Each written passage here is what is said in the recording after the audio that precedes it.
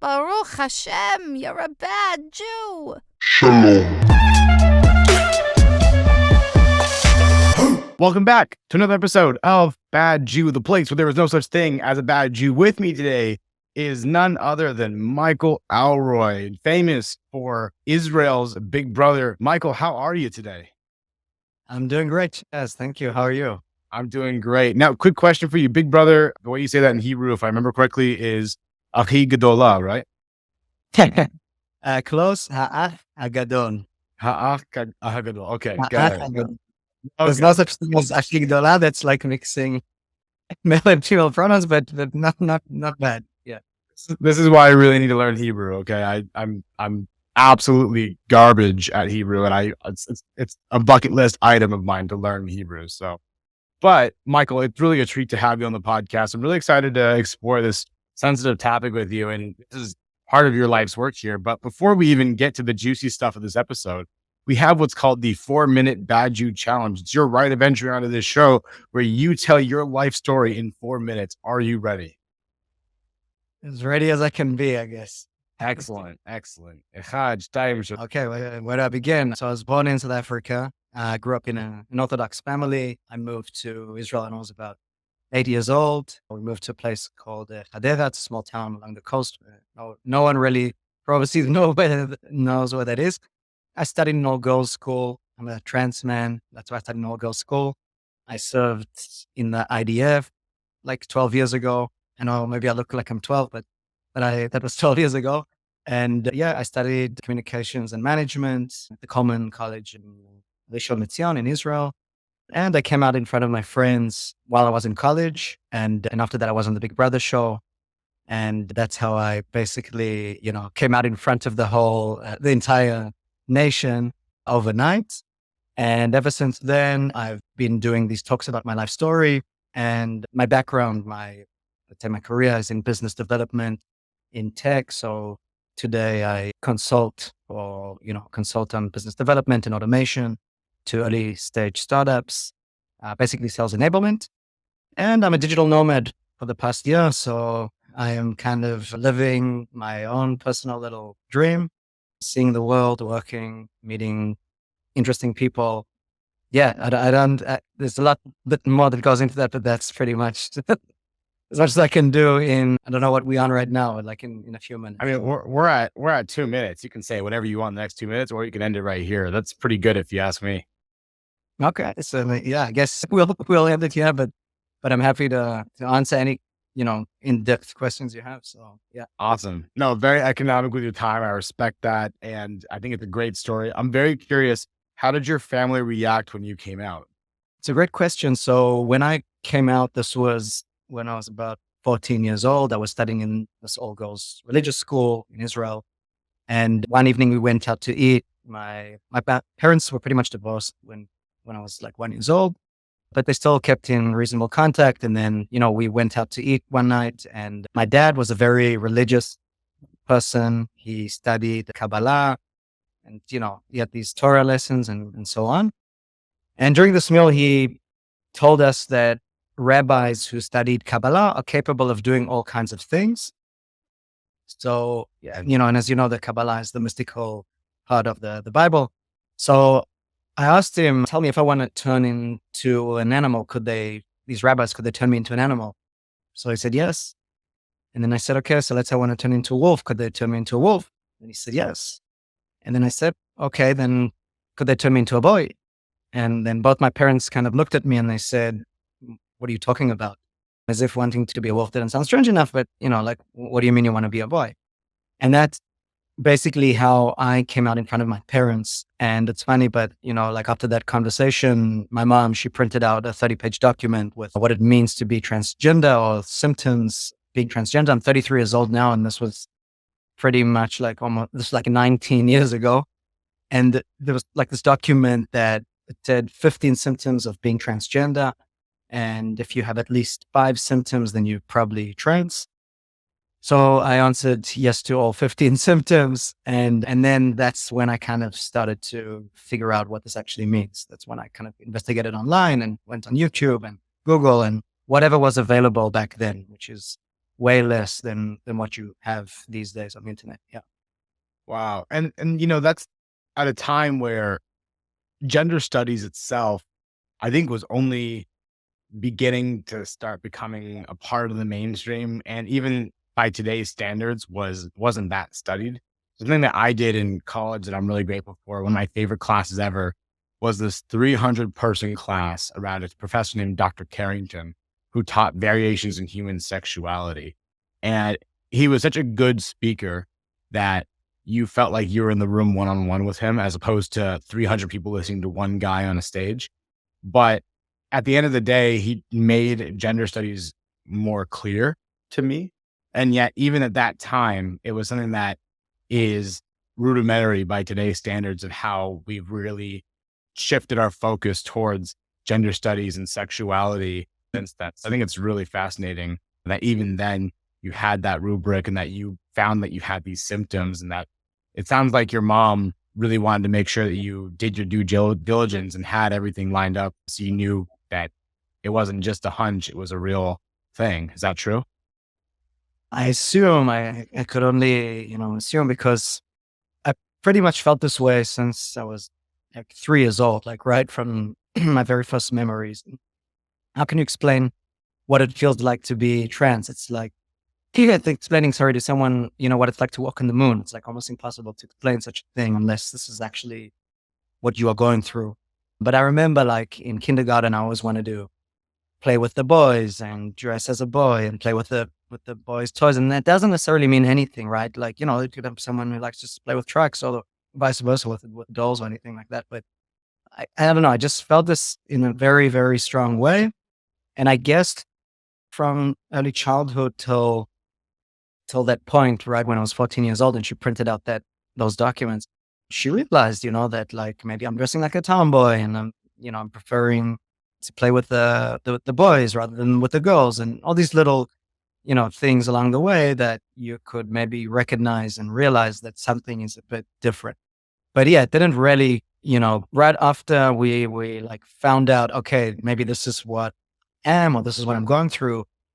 My mom I guess she was scared, because she told me, like, don't you dare do something about this. No one will accept you this way.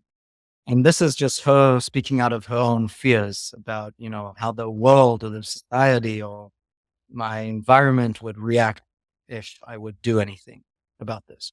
So, but the moment that I discovered that there was a name for what I was, then that's when I went online and I started to figure out, and I was extremely happy, because I had no idea. I thought that something was wrong with me, and I'm the only one who feels this way, and that there's nothing that can be done about it. So Amazing. yeah. Amazing. And I think that it takes a lot of bravery to step out from the traditional spaces to pursue that, and to be that exposed in the international eye, to reveal that kind of identity to them in that way, to your family alone, but also to the world on Big Brother. That's a pretty big deal. On topic with that question, the main topic of this episode is, can you be Jewish and transgender? Obviously, I mean, you're doing it right now, but what does it say in the Torah about that? The great question. To be very honest, I'm not sure what the Torah itself had to say about that. Like, the actual, you want to call it the Old Testament, like the Torah itself. There's nothing in particular very, specific in the Torah. Rather, afterwards, the Sanhedrin, or, the De Rabbanan, as we call it, like, that whole part which comes in to play. And when I ask people, like, if it all comes down to doing something about this or taking your own life, what does the Torah say about that? And it literally comes down to that. We have more than, in our community, I'm talking about the trans community alone, more than, like a attempt or suicidal rate of like more than 40%, which is an insane number. And I myself, when I was 14, I also attempted, to commit suicide. And yeah, that's real stuff. So it all comes down to that. And honestly, if I would live the way that I lived before that, before my, going through this whole transition, then I probably wouldn't be so, happy about that. I'm not sure where I would be. We might not have been talking right now, if you think about it. So So yeah, when it comes down to that, where almost everyone asks, that knows the Torah, would say, of course, you shouldn't take your own life.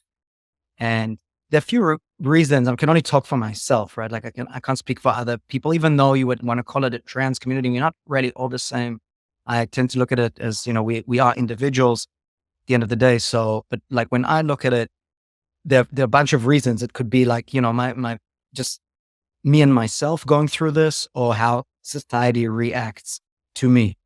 So those two factors, those two things are super important. So let's say, I don't know, I wouldn't be able to live the way that I wanted to live, and society wouldn't accept me in the way that the most basic way that I would expect society to accept me.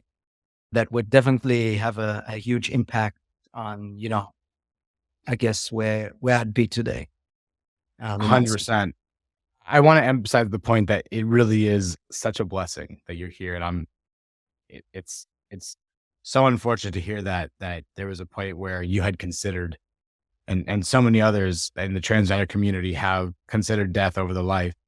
I know that suicide in itself, and I guess maybe I should put a trigger warning on this episode, but suicide in itself, it needs more awareness, especially in the transgender community. And also it's, I know there's an entire discussion in the Jewish world about suicide itself being a sin. But if, I guess for those, I can already kind of like feel right now while we're recording this episode that there's going to be a lot of people from the traditional world who will watch this and say, of course it's a sin, right?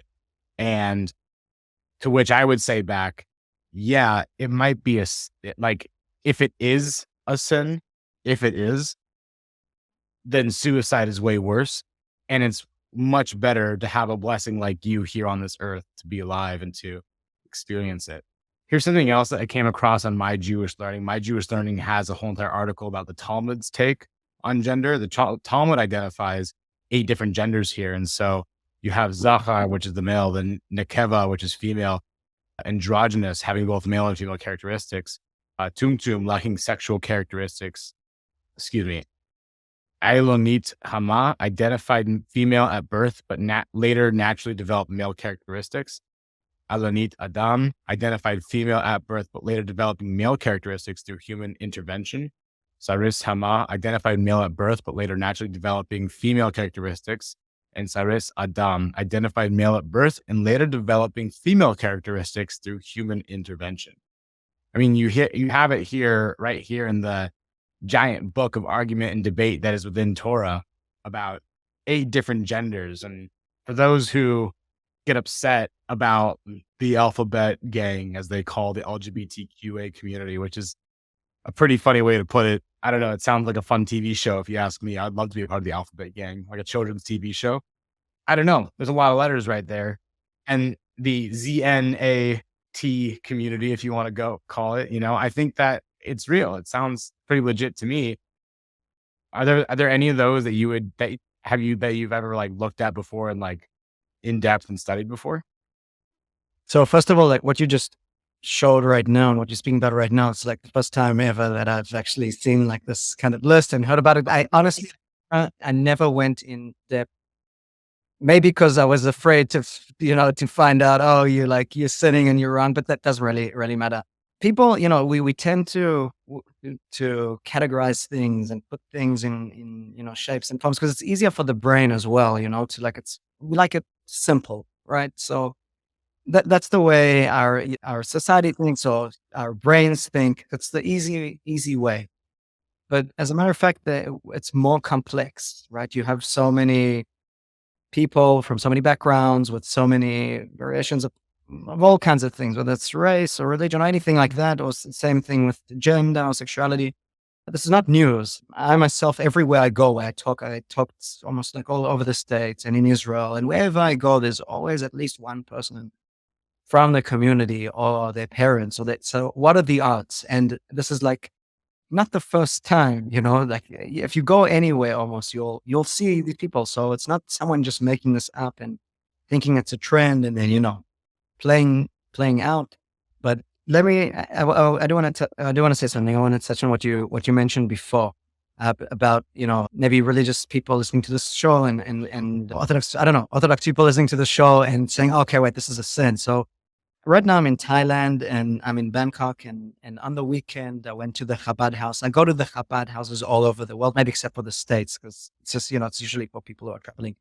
And I love Chabad. I love the way, the view of the world. And the thing is that, like, when I was at the Chabad, we had Oneg Shabbat at the rabbi's house, and there was like about 100 people there. And at some point, each one had to like get up and say something about themselves. I didn't mean to like come out or anything, but what happened was there were a few people that recognized me from the show. And this is like 8 years later.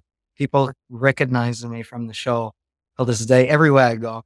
And then I had to literally like just stand up in front of like all the Chabad rabbis and all the Israelis, then all the Orthodox people there, and explain to them that I'm a trans person, and also explain to them that in a very interesting way, every time I go to a Chabad, somehow I'm like the 10th person for the minyan, but like I know that I can't, be part of the minyan according to what they believe in. So I sneak out and somehow magically someone else walks in, or I find someone in the street and ask them to go to the minyan because I can't explain myself, right? Like they don't know that I'm trans.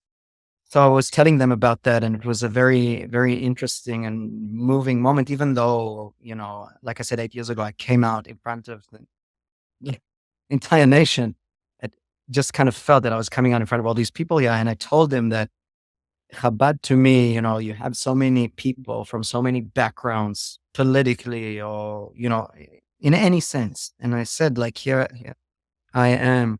I'm half Moroccan. I'm half Ashkenazi. I was born in South Africa. I'm Israeli. I'm trans. I'm whatever, but I'm just a human being coming to the Shabbat. I just want to. And then, as I said to the rabbis, like, this is the Mashiach right here. Like, we all here together in solidarity. We all, like, it doesn't matter what's happening. I mean, like, let's say back home in Israel, these people usually would never get together unless they were here at the Chabad. Anyway, like my point being is that, but at the end of the day, we all human beings, and just looking at it in that way, and just putting aside, like, it's just like this, it's like that. I think that I was born this way, honestly, to test, to see if people will accept me or if you will, kick me out the door. That's the way that I like to view it. So it's like, do you have avat chinam, or do you want to like tell me, oh, you're wrong, you're doing wrong? You like, I believe in God, I believe in Hashem, and just like I felt like I was this from the age of 3, I felt the same way about my spirituality, my beliefs, and I feel like it's hashgacha pratit, like believing in God, knowing that He's with me wherever I go. So yeah, I don't know if all that makes sense, but I think it's a beautiful answer, and I think that the whole goal, in my opinion, should be to treat other human beings like human beings. And like, if you ever in your lifestyle are for a second not treating someone as such, there are things about your personal life you have to reconsider. There are things about how you act and perform that you have to really reassess and, ask yourself the question, were the lessons I was taught growing up, were they worth it? Were they, were they moral? Were they ethical? Are they actually bringing good to the world? Am I actually being good to people? Oh, You would, what you I'm, would, you would think people are more willing to ask those questions as they claim to be good people. And, as you're talking here and you're standing here, I've had conversations with people who have, come up to me. I partake in I don't like to call it orthodox, but I'll call it the traditional world. People have come up to me and they say, "Hey, Chaz, you're an open guy. You're an open-minded guy. Can I talk to you about something?" I say, "Yeah." And they would say, "Well, how is being transgender not a sickness?" And I'm like, "Well, they're not. First of all, there's no harm happening to them. And second of all, there's no harm happening to other people. They're just human beings with their identity. They're making a conscious decision to do something that's very inconvenient for them. So that way they can feel like them. So that way they can be them. So that way they can feel the most whole and human they've ever wanted. What's sick about that? They have this beautiful life journey where they get to be their own independent person. The only thing sickening in my mind is kicking them out of a community or alienating a person out of a community for something that doesn't even impact you. And some people just get so caught up in that they can't look past the human being, and that's really sad. That is a sickness. So I think that what you're doing is very brave and very beautiful. I think that using yourself as a litmus test of vulnerability to see, where people stand and to kind of change people's viewpoints on this is really valuable and a huge mitzvah to the earth. Seriously. I wanted to ask you, what is the transgender community like in Israel? It's a great question. Let me just first say that you like said that beautifully. I mean, not even like answer that person in that way. And people do get caught up in that. They always think, like, oh, these people are sick. Okay, let's say we are all sick, right? Let's say that that's the case. And then what they say, okay, but then there's a cure for this. But we've been around the block. We've been around there. We tried that. Like, it doesn't even really matter. Like, we're not doing any, as you said yourself, we're not harming anyone. The thing is, where it becomes complicated is when it becomes political, systematic, and that's what people have, from what I've heard, of issues with. And that's like also something that you could see in other, I don't know, so like on other topics, where in the past they also had the same issues with other things that today are considered normal and fine. But yeah, so to your question, the trans community in Israel, it's a great question. So the on one hand, it's thriving. On the other hand, sometimes, it's not that like there's an actual, to put this, like, it's not this is like an actual community getting together every Friday night. You know what I'm saying? Like, there's not, there are resources from the LGBTQ Center in Tel Aviv and other organizations that are great resources that help out trans people. And that's an amazing thing on its own. And yeah, you have trans individuals, scattered around the country. Not everyone always feels, oh, I'm a part of this community. That I'm telling you, like, from my personal experience working within the community, I used to be a moderator for a group that, of parents that have trans kids for about 4 years, which is a super interesting group because there you get to know and see the other side. You got to see and meet the parents and what they're going through. But basically, just as individuals, there's some individuals that they don't feel part of a community, not because there isn't one, there is, but like, there's not an actual community that everyone, gathers together on a Friday night or something like that. But as I said, there are many resources, there are many organizations that try to assist and help trans people if there are trans people that need that certain help. So yeah, it's interesting times. Overall, I would say that in general, the LGBTQ community in Israel, we consider, ourselves to have like strong leadership in a way when there are protests and things like that. But yeah, it's a mixture of things. Amazing. And I think it's beautiful that there are those resources. I wish that there was because it strikes me that there's not like a regular gathering, like Shabbat for transgenders. I mean, I'm sure there must be a Shabbat for transgender kind of thing going on, but it doesn't sound like it's as big as it should be in Israel. Yeah, I'm not sure if there is like I would just give like a random example of an actual Shabbat, but we do have like events, or we do, fortunately we have like a memorial, on the National Memorial Trans Day. So we have those kind of events going on usually, and gatherings, but usually at those events, you'd see people that are active within the community, and then you won't see the majority of the community, which are just living their everyday lives as it should be, right? Like, you don't feel the need. When I was between 17 years old and until after the army, I used to go every week to the LGBTQ Center, to a support group for trans people, young people. And that's something that really saved my life. And I'm very, very grateful for that group that I was in. So, I mean, that's an example of, that's the only place back then where I met other people like me. I didn't see them on the street. Today, I personally could recognize another trans man on the street because, like you kind of develop this like sixth sense to that thing, but like, it doesn't really matter. But I'm just saying that, I would know. And there are many, many trans people in Israel. And there's still, rights and things that we have to work on, and socially as well. Not everyone in Israel is, super supportive and welcoming and accepting. You do have communities and people and places, and then you have ones that don't accept that much, or that, I would say out of pure ignorance, just don't know. And then they would, be mean to the community or to people from the community, or unaccepting. So yeah, that's exactly why I go around the country and give these talks, usually to high school kids and above.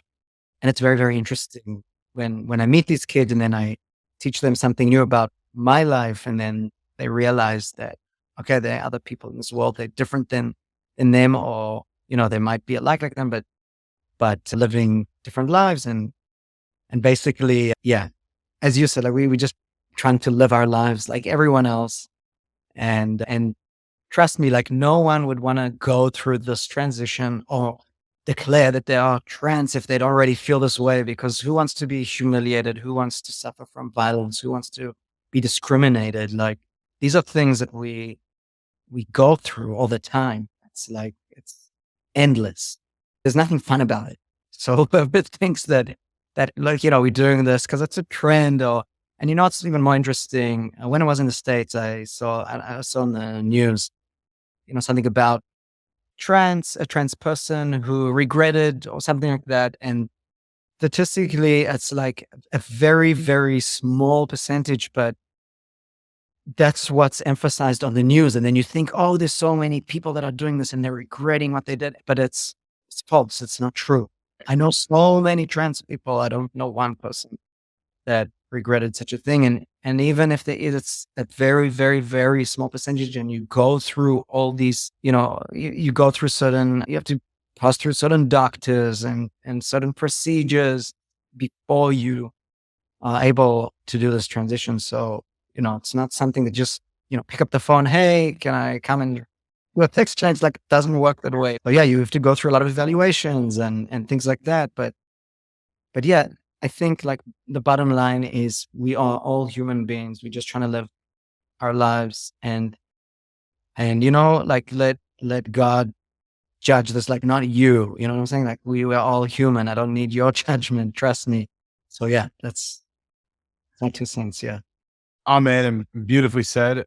I have one more question for you before we wrap up this episode, and that is that, when you got on the Big Brother show, before you were Michael Alroy, Big Brother contestant and human being from Israel, and then when you came out to the world, you're Michael Alroy, the transgender. What is something that you wish more people knew about you? It's a great question. Well, I'm not only transgender.